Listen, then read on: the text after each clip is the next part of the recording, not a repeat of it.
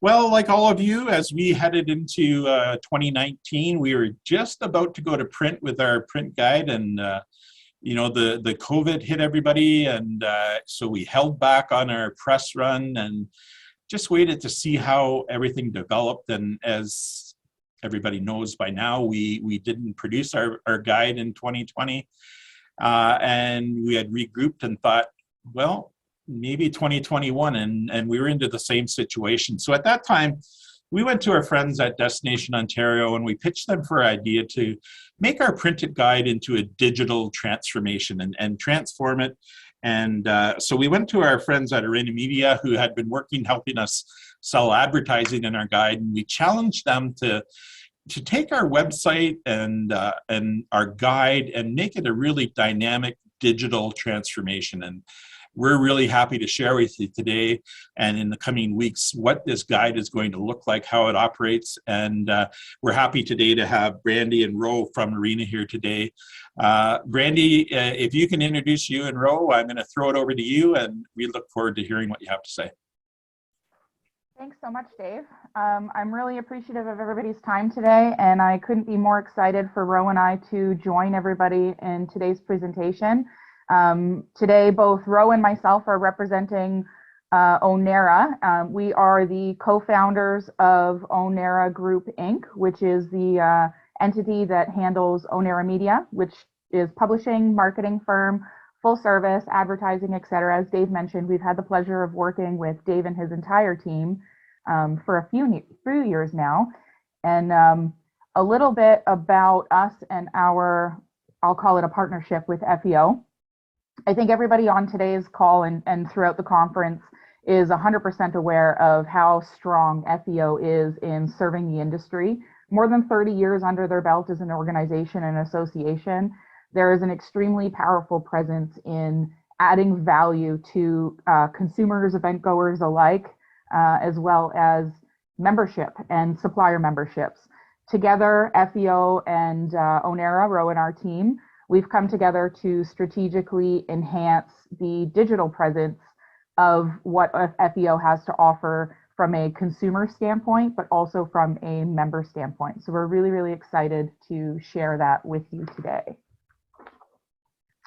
Jay, if you want to click ahead to the agenda, I'll just share a little highlight as to how we're going to cover today's presentation. So I'll start with a little bit of a highlight just about Rowe and I and our team, and then we will share the purpose behind the digital transformation. We'll go over some of the enhancements to the consumer experience, the exciting updates to the member experience. We want to share an additional marketing investment that FEO has approved that will support the launch plan of the website into the public audiences. And then we will open with, or we'll close with a Q&A. But I would love for this presentation to be as open and transparent as possible. So if anybody has any questions throughout, please just click the button that you have available to you, ask a question. Rowe and I are available for any questions throughout. So please do not be shy. And then I have a little bit of a surprise. About halfway through the presentation, Rowe and I are going to invite you to pull out your mobile phones, and we're going to share with you a domain that we've made live for the presentation today so that you can see some of the great features and enhancements that we're talking and teasing about today. And then we'll close out with next steps. Awesome. So a little bit about just Ownera, some background. We are currently in our 5th year, and we're headquartered in the beautiful Niagara Falls, Ontario. So Rowe and I and our entire team here, we know a thing or two about the industry. While we serve every industry across the board, and we do service clients throughout Ontario and beyond, we have to admit, for both of us anyway, that the events, festivals, tourism, hospitality scene, anything that falls under that bucket really tugs at our heartstrings in a special way because of where we're from and because of what we've done in our previous corporate careers, which is traveling the world.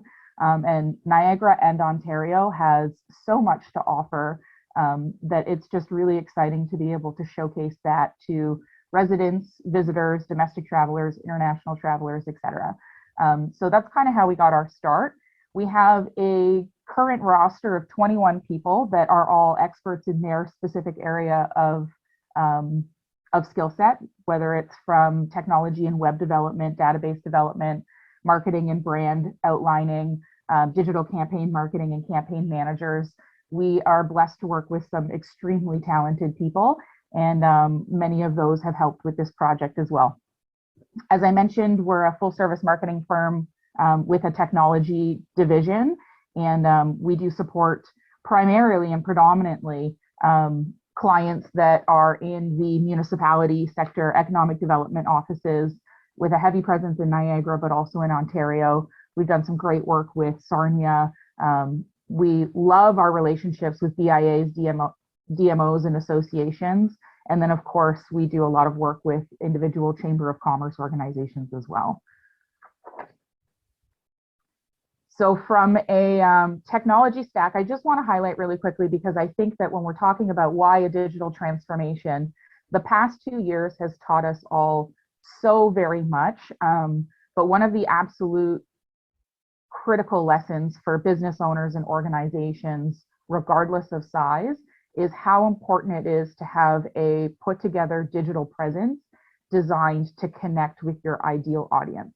Whether you're a restaurant, whether you are an annual event organization, whether you're a volunteer committee looking to seek fundraising, no matter what your purpose, being able to be accessible online is so important. At Ownera, we invest heavily in powerful industry standard tools that allow us to actually offer the highest standard of digital marketing and technology to organizations of every size. Accessibility is very, very important to us, because marketing and communication and tailoring your messages can be a very costly investment if not done properly and with the right tools. So there's just a little highlight there of some of the quality control tools that we use, the DSPs that we work with, and we're just really heavily invested in those areas. Our campaign managers are also certified in all of the tools and controls that they do, and they're some of the best in the market as far as executing digital programming and campaigns. So when we talk about the digital transformation as it relates to FEO, we've already highlighted the tremendous value to its members that FEO has been known for many, many years, from connecting people, connecting members with one another, sharing information, being an advocate, a resource. All of that is unmatched. Also to consumers, organically over the years, Festivals and Events Ontario has been the one-stop shop to know what to do, when to do it, the seasonality, etc. And our goal throughout this project, in collaboration and conversations with the team at FEO and individual stakeholders, is that we want to all deliver the very best experience to event goers and consumers, building economic contribution. This industry has gigantic contributions to GDP, and it's so important that we look at the end goal, which is connecting as many people as humanly possible to the events that are hosted in Ontario by way of our members, and to represent that as cleanly, as accessibly, and as beautifully as possible. Just a quick highlight, we have 14.5 million Ontario residents. Domestic exploration and travel will be huge this year. We also have 28 million annual Ontario visitors, and I know that that number is going to be changing over the next couple of years based on post-pandemic tourism trends. But the 5,000 plus member events that we have each year are exactly what we need to connect all of those people to.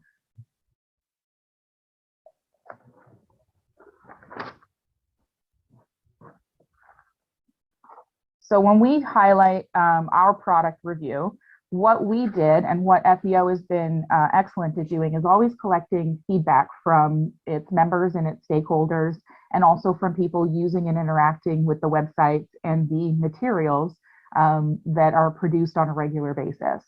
So when we highlight what has worked very, very well, I've already noted 30 years in the industry, just being a well-known brand for reliable, trusted information and an existing digital presence is key. The annual events guide, I think we can all agree, which was previously released every April, like Dave had mentioned, until this past 2-year period has approached. The annual guide, when it was released every year, it was a highly sought after print medium that was also published digitally. But I remember talking to, and I know some people on the board have even commented, talking to Ontario travel centers at different times. People would call and say, are we going to get that guide yet? People are already rolling through the doors. They're asking if it's out yet. Is it out yet? And those phone calls would start happening in early March. So the anticipation of that festivals and events annual guide was so strong in the community and representing to travelers and visitors that were looking to plan their season, to know what was going on this year. Were their favorite events returning? Were they evolving? Where were they going to be? That guide was so powerful.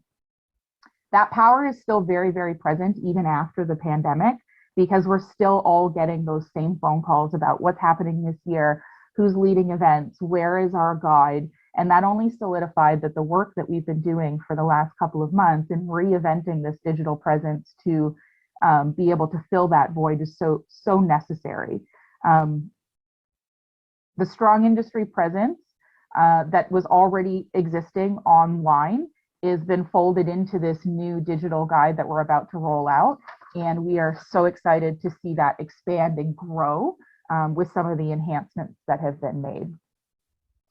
So industry associations, event organizers, hosts, everybody has been working so hard to be creative, inventive, flexible, agile. We've heard from some events even this morning, from the Garlic Festival, the India Festival, Carousel of the Nations. There's been so many things that have been done to adapt and to be forward thinking. So for us, our goal and the goal of FEO through this new platform is to ensure that the platform promotes those efforts and delivers those events and those highlights and that creativity to a captive audience all throughout the year. One of the biggest things that that comes with this digital enhancement is that we no longer have a timeline or a clock that we have to fulfill. That previous deadline of everybody getting all their information pulled together for the guide to release, while it's still important to satisfy seasonality, we can be a lot more fluid with changing times and changing events and adding new content on a constant and regular basis to satisfy the needs of event goers, especially in 2022, as people are still working on what their plan is throughout the year. So we'll be able to be very, very fluid through that digital platform this year. So going to talk about what specifically was enhanced, I'm going to highlight a couple of things in regards to the consumer piece that is really going to drive some traffic and some interactivity. And then we'll highlight some of the member advancements that were taken place. And then we'll kind of share some screenshots and invite you to take a look at what we've modified. Jay, if you want to flip to the next slide. Perfect, thanks. So the FEO guide being reinvented. The key components of this new digital transformation are all surrounded around the power and success of that guide in a more fluid way. So we start with the website. A consumer-driven website is what we're rolling out, not to say that the members are not the core of our organization and the value that we support, but the events that our membership and organization hosts put on are what serve the community and what drive that economic contribution. The more support that we can get to those events, the more consumers that we can put in front of those events, the stronger everyone's overall contribution is. So the website has been redesigned with that consumer in mind, that event goer, that person that's going to grab their phone and think, oh, I've got a free weekend that just opened up. What can I do that's near me? And search those tools and get into events. Or that person that's going to be on their tablet or their desktop planning a visit to go visit a friend in, maybe it's me leaving Niagara to go to Montreal to visit a friend, or to go to Barrie to visit a friend. I want to see what's going on during that weekend to be able to plan that itinerary. So it's all about that consumer in mind. The features on the website were built with a mobile first approach. Mobile usage on devices, especially in this type of sector when we're looking at things to do and places to go and events of interest, a lot of that activity is on a mobile device, whether that's a cell phone, a smartphone, or a tablet. The responsiveness of a website that needs to be able to attract that type of activity is key. We also see a larger increase in conversions happening on mobiles. In the past, sometimes you would see a lot of people would be doing their research on their phones while they were doing something else, multitasking. And then some of that conversion activity, the ticket purchasing or the registration process would happen on a desktop when people were planning. Now we're seeing those two conversion lines blend, and we're really seeing people do a lot more on their phones. If you were to think about what you were doing today and yesterday and on the weekend, you were probably on your phone if you weren't doing like a work task. And then we're going to talk about some of the functions that we've streamlined for the members themselves. There's an extremely slick and smooth registration process. For those of you that have gone through the registration process in the past, we'll talk about that a little bit later, but it could be a little bit challenging. And managing event listings, member profile updates, all of that has been enhanced to make the experience for the membership that much more smooth and easy to do, so that the members and the event organizers can do what they do best and host really spectacular events. So for product improvements, when we're talking about consumer-centric and tying everything back to a digital presence, the new way to navigate festivals and events is based on behaviors, trends, different lenses, different audiences. We've been talking a lot about culinary food tourism this morning, and to Dave's point, I am also looking forward to lunch now. Those guys just got me really, really hungry. When you look at culinary and food tourism, that demographic for a target audience is different than, let's say, a retail tourism or a shopping tourism person, or the arts and culture folks. There's so many different targeting elements that the layers that we can tap into on a digital presence and a digital marketing side of a website are so much more tailored than what we can attract through just a print medium. So that guide, again, while it was super powerful and people sought out that material to fill their need, the versatility of it to reach and connect unique audiences for different festivals looking for just that niche market, we can now do in a more laser focused way online. Also being member friendly, I think I've already mentioned, like, the platform was really, really designed, even though it's the back end and the consumers don't see it, being able to free up those members to put more emphasis and time into showcasing their listings and their events and tapping into those tools instead of navigating the portal is something that was really important to the FEO team, so that everybody can really just tap into ease of use. Everything needs to work for us so that we can work on serving our events and our consumers alike. And then, of course, suppliers. I know when we talk about members, we're talking about organizers and suppliers combined, but feedback over the years has sometimes been that the suppliers were not as front and center or easy to populate as they would like to be. And suppliers are such a huge component of what we represent in this industry. And it's really great, as you guys will get onto that site, to see the intentional way that suppliers and featured suppliers have been organized on the website, so that it just feels very, very natural amongst the flow of information, and that they're represented as equally as the organizers through their events. So we'll talk about just quickly the consumer-centric approach here. So the website has been enhanced to really provide a lot of content, but also features and functions that allow connection, whether this is connection to an event, connection to an event organizer, or connection to making a connection between a friend or a family member to an event that they want to go together. So shareability, interaction, those different integrated levels. There was some of that apparent on the existing website that everybody's familiar with, but we wanted to make sure that we added a lot more, and that the back end was designed in a way that those components could be enhanced in the future. We have a lot of ideas on how to continue to enhance this over the next 12 to 18 months, based on the feedback in the market this year and what works well, what works the best, what gets the most exposure. So before we start talking about some of those things, if it's okay with you guys, I would love to just take a quick pause, and anybody that has their mobile phone on them right now, if you want to just grab it. Rowe and I, for the purpose of today's presentation, made a domain live for everybody to kind of sneak peek at what I'm talking about, because it's really exciting to talk about it. I've seen it before and I've been able to use it and play with it and explore it, but you guys and everybody with us on this presentation has not yet. So if you're on your phone and you go to www.festivalsandeventsontario.com, you'll be able to pull it up right now. And I'll just give you a minute to do that.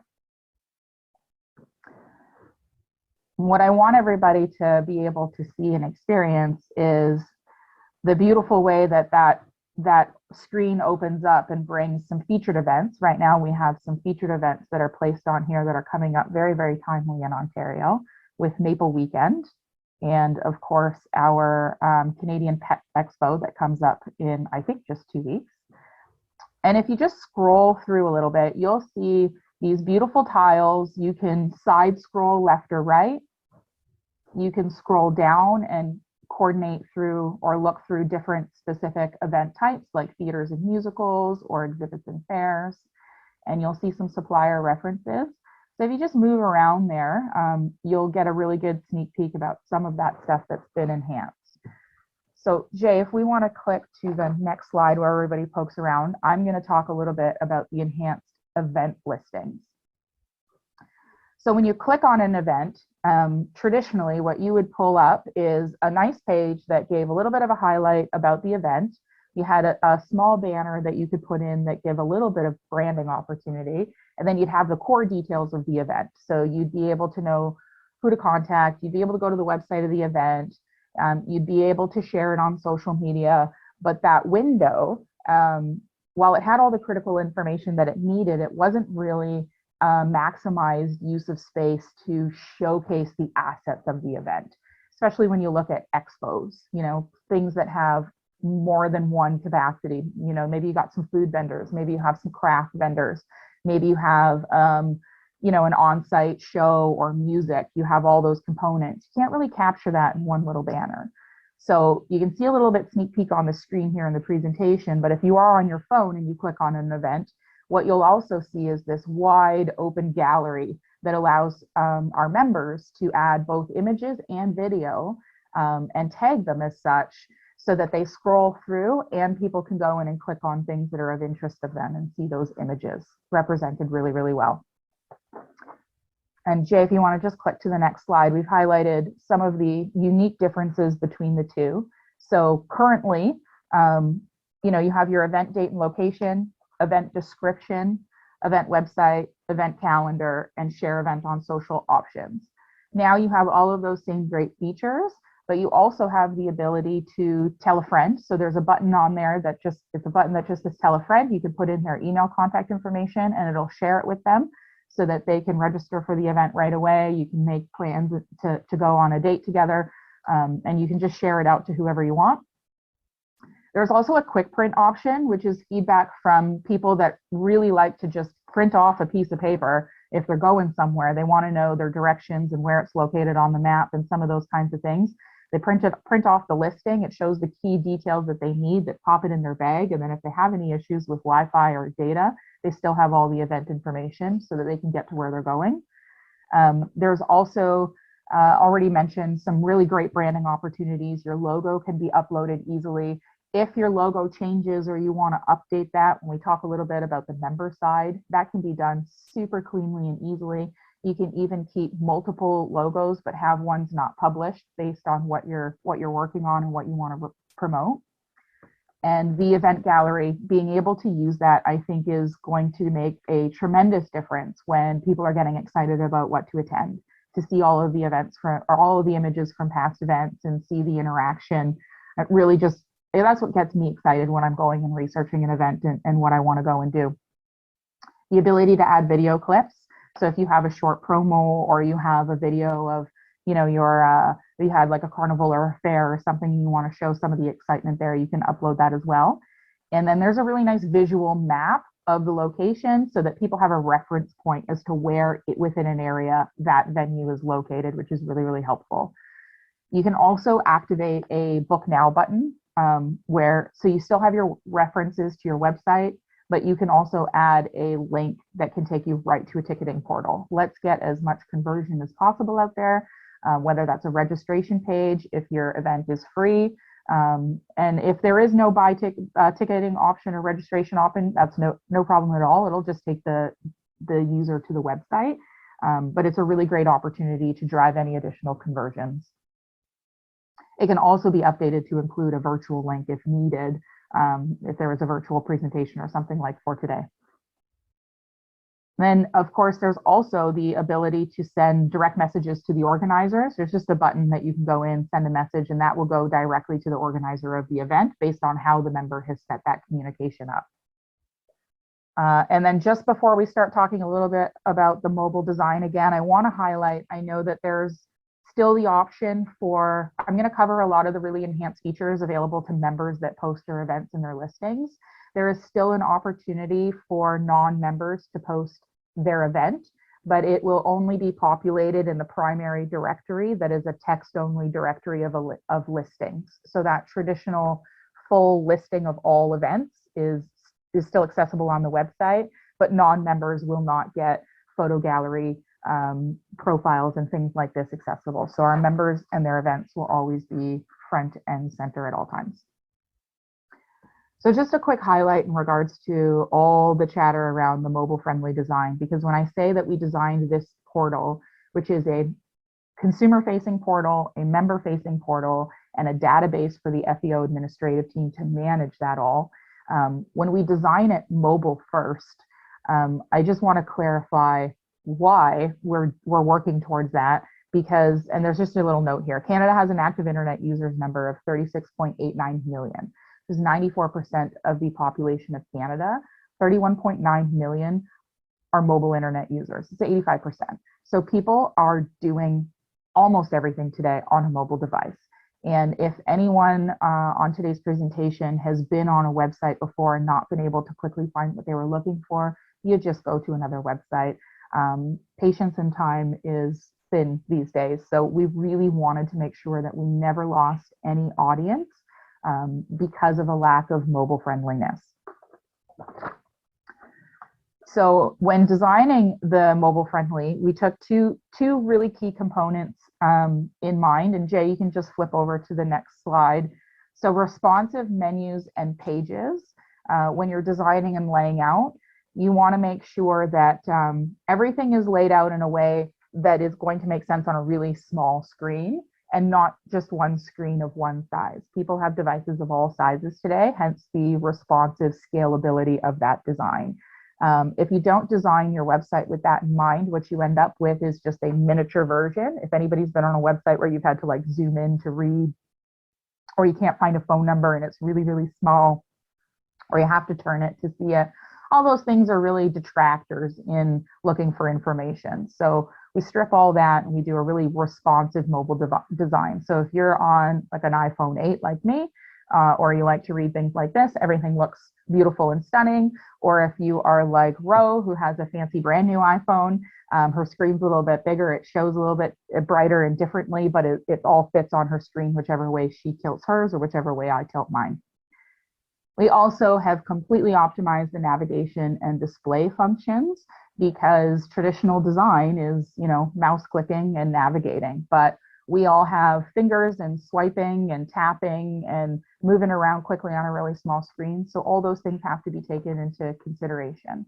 So if you're on the mobile site right now and you've scrolled around, you might notice that you have some menus that you can slide this way and you can go through these, and you can also scroll down, and everything is really mobile to how your fingers move around on a touch screen. Super important. So we can flip to the next part where I want to talk a little bit about some calendar features, because this was a big part of the feedback when we were talking to people about what really drove the success of the annual guide that everybody's so familiar with. And really, a lot of people were attracted not only to the way that had the listings and the thumbnails and the featured events, because people were, top 100, all that kind of stuff was laid out really nicely, but it was also the seasonality and the flow of it. You could really plan, whether it's short term or in the future, just by flipping through that guide and seeing that organization. So we wanted to take that into consideration when we created this website. And how do you transform a very successful print guide into an interactive, always moving, always accessible digital presence?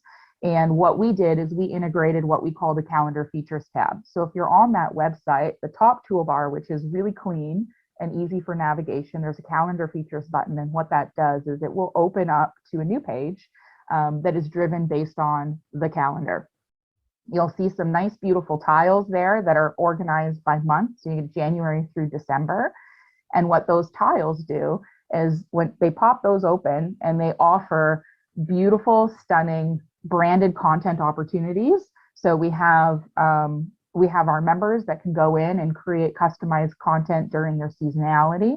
We have those opportunities to share industry specific stories and through a mini magazine that we'll present there.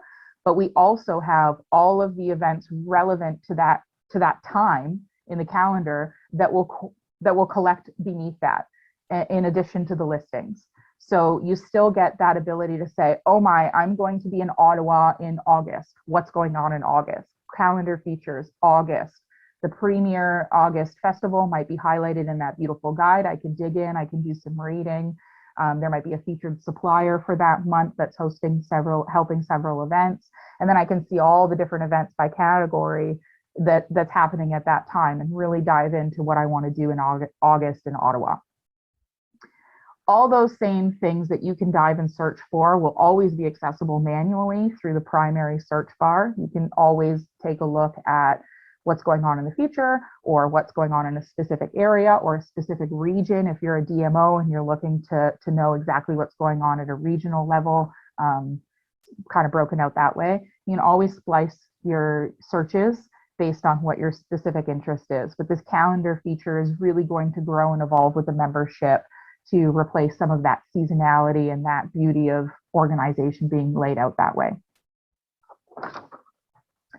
So if we click to the next piece, I want to talk a little bit about some geointelligence that's been updated in the website. So when we're thinking about searching, a lot of searches for what to do, what to see, where to go are generated based upon timing and location. So I'm going somewhere, or I'm already somewhere, and I want to know what's happening around me.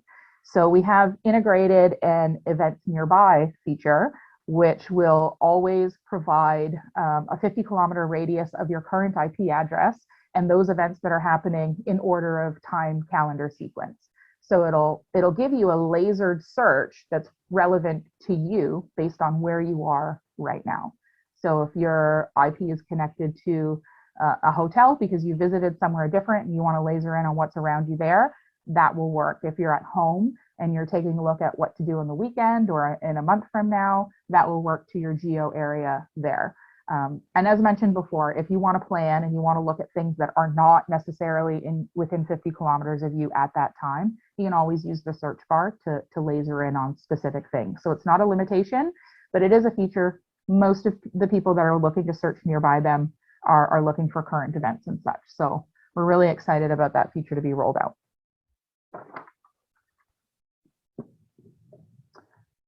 So I'd love to talk about some of the member supplier enhancements that were done. We've really taken a look at all of the feedback that Dave and Jay and their team at FEO have been receiving over the years in regards to not only the registration process, but also just being able to update and maintain their portal and get as much value and leverage out of that portal and that position as possible. So everything has been done with ease of access and efficiency in mind. And as mentioned, we want our members and suppliers to be able to focus on showcasing what they have to offer. So if we just click to the next screen, Jay, we'll talk a little bit about the registration process. For those on the call that have gone through this process in the past, many of us have, The registration process currently exists of 4 different panels of information that all need to be completed, and sometimes it's a little bit difficult to know how to scroll to the next screen or to know what's required before actually getting your registration process approved.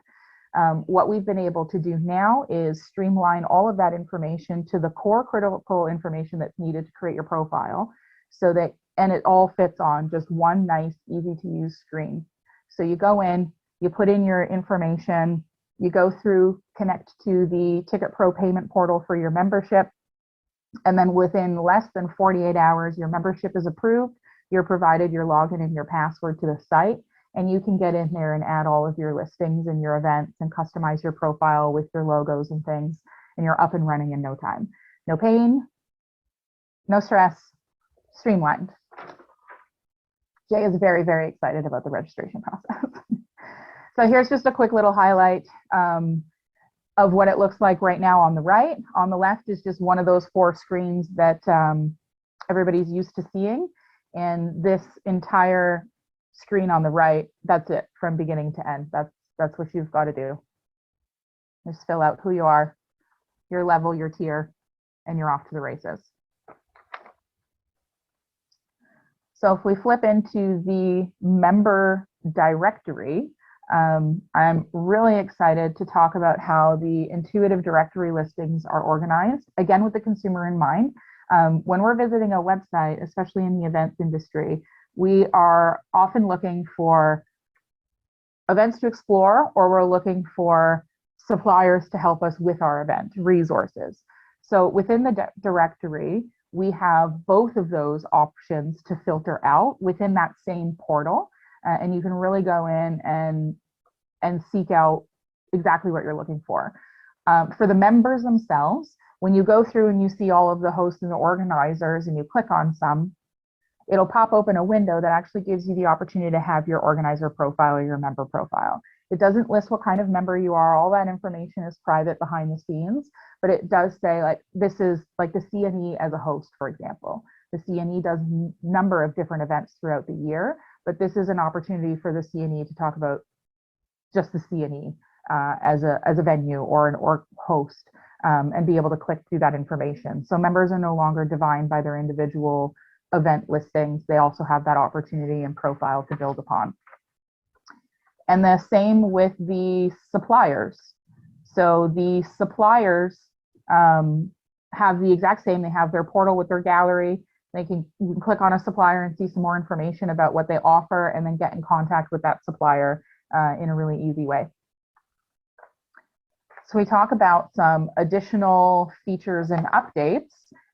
Really excited to know that all members will have the ability to make any specific event listing a featured listing. And if you have taken a quick peek at the mobile website, you might have noticed some of these featured listings already. There's a nice, beautiful little red tag there. And that tag just shows a little extra emphasis. They're also organized in a different way. And then in the directory, they're also highlighted with that nice little red box so that you know that this is a featured listing. This is something that you definitely want to check out. One of the other features and updates is that real-time updates are handled directly within the member portal. So if you have a venue that has changed, or dates that have changed, or something happened with your digital website and you want to change that link, all of this stuff is handled real-time through your portal. You have full access to update all of this information. And if needed, as a backup, if for whatever reason you can't get online, the FEO team can support you from their back end in editing these listings relatively easy as well. Members can also update their own profile content. You can manage your own passwords and manage any renewals or tier upgrades or any kind of additional opportunities that you want to tap into. You can really expand your profile to maximize the membership benefits that you get from FEO, in addition to everything that already comes with that membership. And something that we are really, really excited about is the ability to live stream on the FEO website. If you're on the website now, you will see that some of the video content from this conference has been placed there. That page, that live stream page and that footer that shows that content is going to be a place that FEO will be allowed to share with its members in the event that there's something specific that they want to live stream, or they don't have the tools and assets themselves. We're going to be able to connect and offer different ways to the members to help support you in tapping into some of those features and functionalities. So that's really going to evolve over the next year, especially because of the success of hybrid events. And I personally think that hybrid events are probably here to stay, just going to evolve in different capacities over the next 12 months.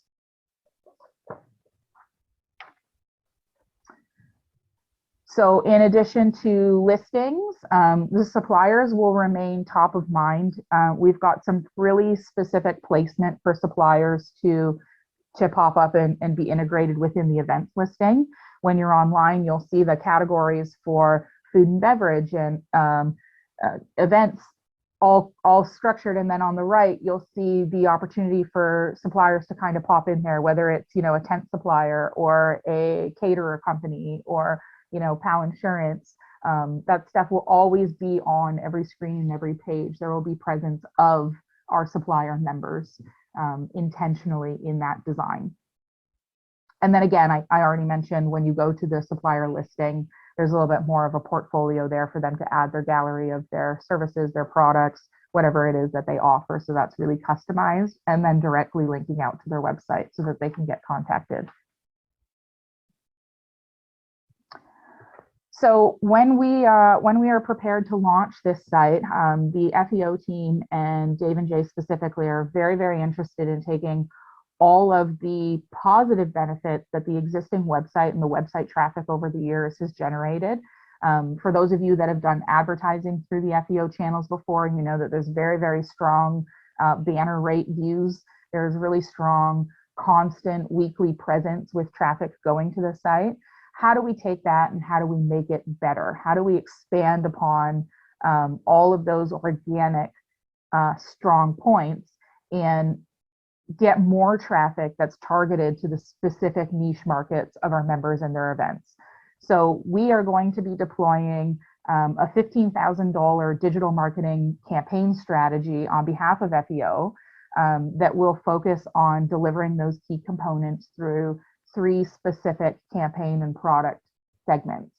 A lot to do with events, suppliers, organizers, has to do with searching for information. So the first lever of this digital marketing investment is going to be tied to search engine marketing, which is also known as paid search or SEM campaign, which is keyword driven activity. So if somebody is typing in, you know, craft beer festival or tent rentals or any of those things, our digital campaign is going to be seeking actual users to attract them to our site, to get them that information that's already there through Google and all other search engines, Google, Bing, whichever. Obviously Google's the most popular. So we're going to be doing that paid search campaign in parallel to that paid search campaign, because social media is, of course, really prominent in everybody's day-to-day lives. The Facebook and Instagram engagement for FEO's specific audience has been very, very strong organically. So we are going to develop 2 simultaneous content campaigns a month delivered to both of these platforms with visual and copy that really catches that audience. Also by having site visitor retargeting, so that we can take traffic that we drive to the site, trend out what action that traffic on the site takes, what they're interested in, tailor our programming, make sure that we're meeting the needs of our audience, and then retarget to people that are interested in secondary components, and then constantly updating that campaign over that month-over-month period with fresh messaging and fresh imagery. We're also going to be activating a pre-roll video campaign. So YouTube is very, very huge. Anybody that's been on YouTube knows that there's a number of videos that you have to watch for 6 to 15 seconds before you get into the information that you want.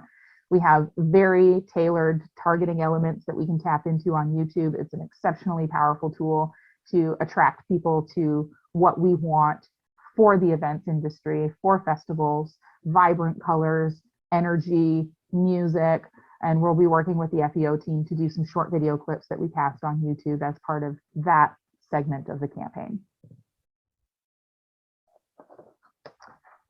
So we are so excited to launch this. Our goal is to have this new FEO digital portal come out in 2 phases.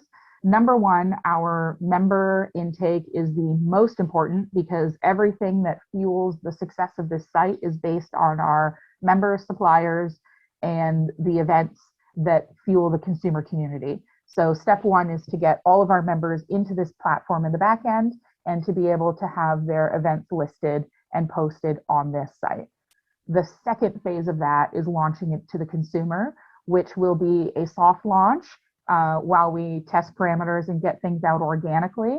And then secondary will be that digital campaign investment that FEO is doing, that $15,000 launch campaign that will be pushed out. So our tomorrow is April 1st. We get to kick off our rollout plan that will take place throughout the month of April. And then in the coming weeks. So what will happen next is to all of our valued members, you will be receiving an invitation from FEO directly that will give you the access instructions to this new digital platform. And we're going to encourage everybody to complete that process as early as they can, reach out and ask questions so that we can get 75% of the membership completing that intake process and getting into the new portal, support with questions, help maximize those event listings, get the imagery up there, load the video up there, and really get all of this information out to the consumers. Once we have 75% of that membership in, then we will begin the process of launching the site and the platform publicly to consumers right in time for that peak season of events to kick off in 2022.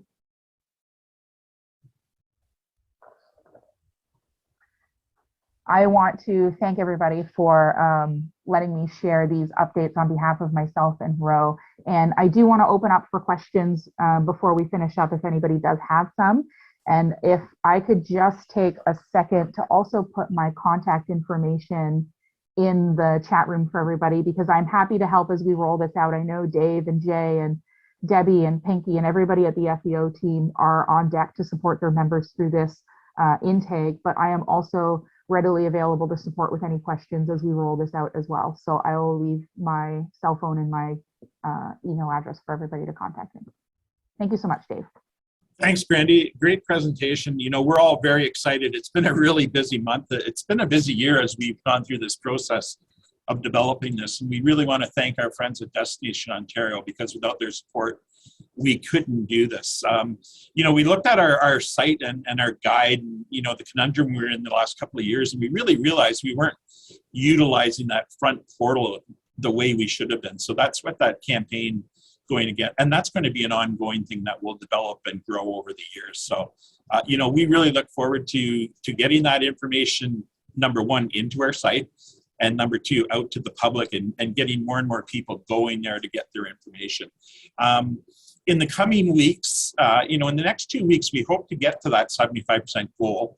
And to that end, we've had the staff here at FEO is going to split up our membership into 3 groups, and then Pinky, Deb, and Jay will be coordinating with everybody, making sure that they've got the information they need, helping them through the process. Like you said, it's very simple now.